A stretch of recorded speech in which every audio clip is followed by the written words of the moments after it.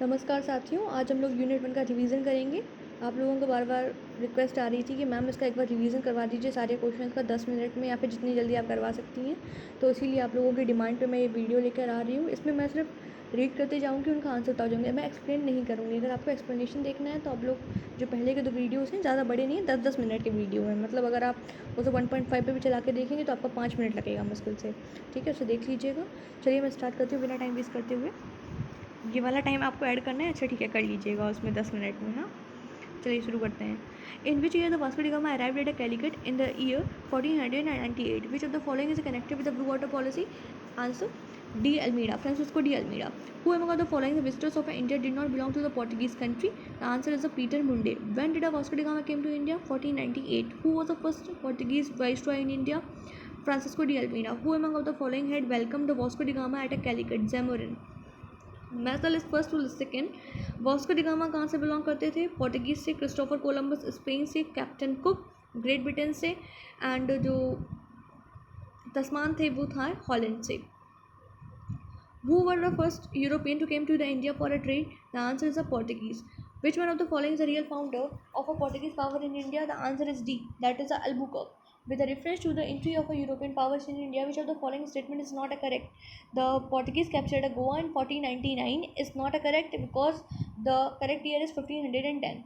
At which one of the following places India did a Portuguese built their first fortress? The answer C is correct option, that is the Cochin. Who were the first European to set up the sea trade centers in India? The answer is the Portuguese. Among the following factories in Bengal, the one established the Portuguese was the C, that is the Hooghly. Conceived with the reference to the Pondicherry, now the Puducherry.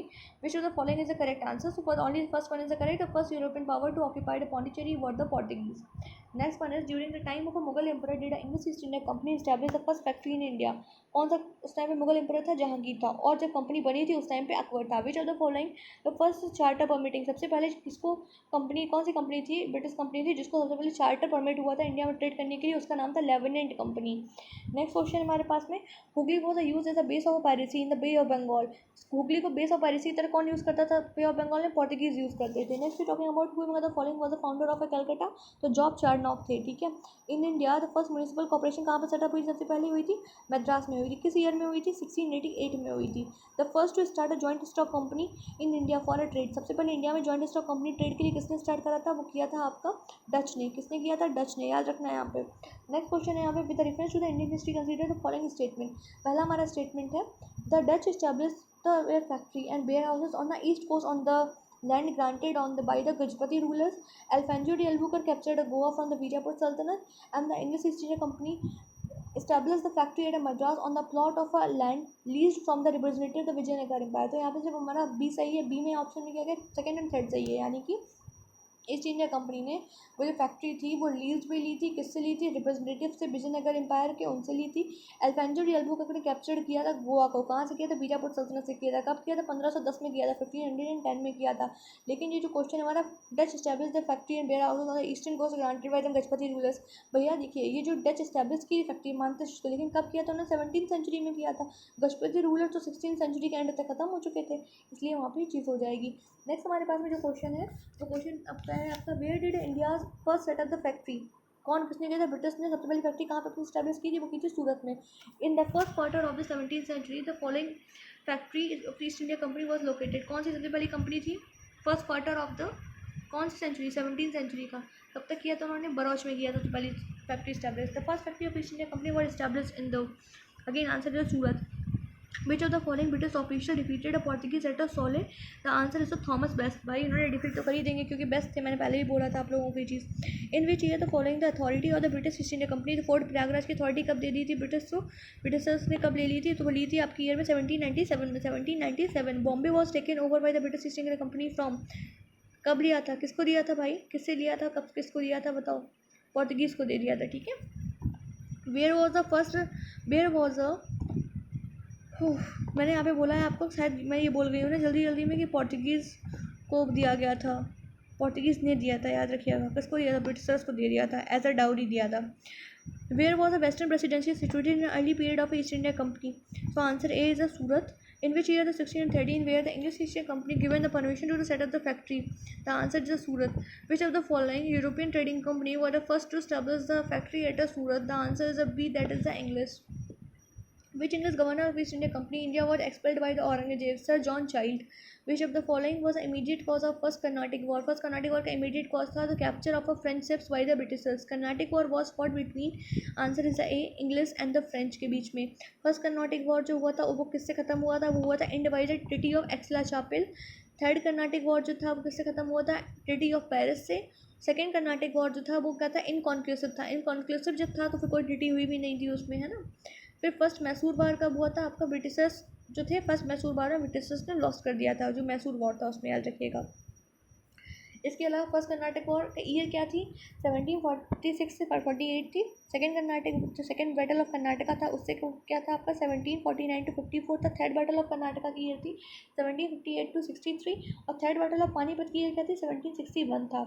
Who among the following was the first European to initiate the policy of taking a part of Kerala and an Indian princess with a view of acquiring territories? कौन था इसका answer? Dupleix. In India, among the following locations, the French established a factory. कहाँ पे किया था उन्होंने? सबसे पहले सूरत में किया था. किधर किया था? सूरत में किया था. Next we talking about consider the following statement. Assessment of the land revenue on the basis of a nature of a soil. मतलब कुल मिला के इसमें क्वेश्चन में ये कह रहा है कि इसमें से कौन कौन सी चीज़ें ऐसी हैं जो ब्रिटिशर्स ने इंट्रोड्यूस करी थी. वो इंट्रोड्यूस किसने कब करी थी? तो वो इंट्रोड्यूस हुई थी आपका ब्रिटिशर्स के टाइम पे. तो इनमें से जो चार ऑप्शन दिए गए इनमें से कुछ भी ब्रिटिशर्स ने इंट्रोड्यूस नहीं किया था. ऑप्शन में क्या क्या बता देती हूँ. पहले जो सॉइल की जो क्वालिटी है उसको चेक करना, तो वो ब्रिटिशर्स ने नहीं किया था. वो किसने किया था? वो किया था शेरशाह सूरी ने. दूसरा इसमें ऑप्शन है कि use of a mobile cannons, तो ये भी नहीं हुआ था भाई. मुगल एरा में बहुत सारा पहले से हो रहा था ये चीज़, ठीक है. इसके अलावा cultivation of a tobacco and the red chillies, तो ये भी ब्रिटिशर्स के टाइम पे नहीं हुआ था, ये पोर्तुगीज़ ने किया था. तो इसके हिसाब से हमारा none of the above is correct. इसके अलावा एक रिमार्क है हमारे पास में, the company is an anomaly but it is a part of the system where is everything is anomaly. तो ये जो है आपका सिस्टम, इसमें किसने ये रिमार्क दिया था? ये रिमार्क दिया था इसमें B is correct option, means G B Macaulay ने ये रिमार्क दिया था. किसने? जीबी मैकॉले ने. इसके बाद with the reference to the treaty of Aix la Chapelle 1748 with the following statement में कौन सा सही है हमारे पास में? पहला है कि first Carnatic war was ended, यानी कि जो ट्रीटी ऑफ एक्सला-चैपल था वो मैं बता चुकी हूँ अभी ऊपर के क्वेश्चन में कि ट्रीटी ऑफ एक्सला-चैपल कब हुई थी? जब फर्स्ट कर्नाटिक वॉर एंड हुआ था. तो ये बात सही होगी हमारे पास में. English got a back a Madras, English को मद्रास वापस मिल गया था. हाँ, ये भी बात सही है. तो दोनों ही क्वेश्चन हमारे इसमें सही हो जाएंगे. इसके अलावा in which of the following places Dutch establish the trading centres. तो इसमें क्वेश्चन में देखिए ऑप्शन में कुछ भी हो, लेकिन मैं आपको सारी चीज़ें बता दे रही हूँ जहाँ पे डच ने अपनी ट्रेडिंग सेंटर को एस्टैब्लिश किया. तो याद रखिएगा, उनको एग्जाम में अगर आ जाता है आपको फाइंड आउट करने को, तो आप लोग आराम से कर सकते हैं, ठीक है. और इजी वन से आप और भी कर सकते हैं. कौन कौन सा था? नागपट्टनम, चिंसूरा, मछलीपट्टनम, सूरत, बरौच, आगरा, कोचीन, अहमदाबाद, पटना, ठीक है. इन सारी जगहों पे ही उन्होंने क्या किया था? अपना ट्रेडिंग सेंटर स्टैब्लिश किया था. Who among the following Europeans were the last come to pre independence India as a traders. तो उसका आंसर हो जाएगा C, that is a French आए थे लास्ट में प्री इंडिपेंडेंस के बाद में. पीडीएफ वाली हमने आपको जो ट्रिक बताई थी उसको याद रखिएगा. During a British rule which Indian reason was a famous for a production of opium. Opium के लिए कौन सा फेमस था ब्रिटिश टाइम में? बिहार बहुत ज़्यादा फेमस था. Identify the region where the European got a best सोरा. सोरा कहाँ पे लेते थे वो लोग? बिहार में लेते. तो याद रखिएगा, सोरा और ओपियम दोनों के लिए कौन सा फेमस था? बिहार फेमस था.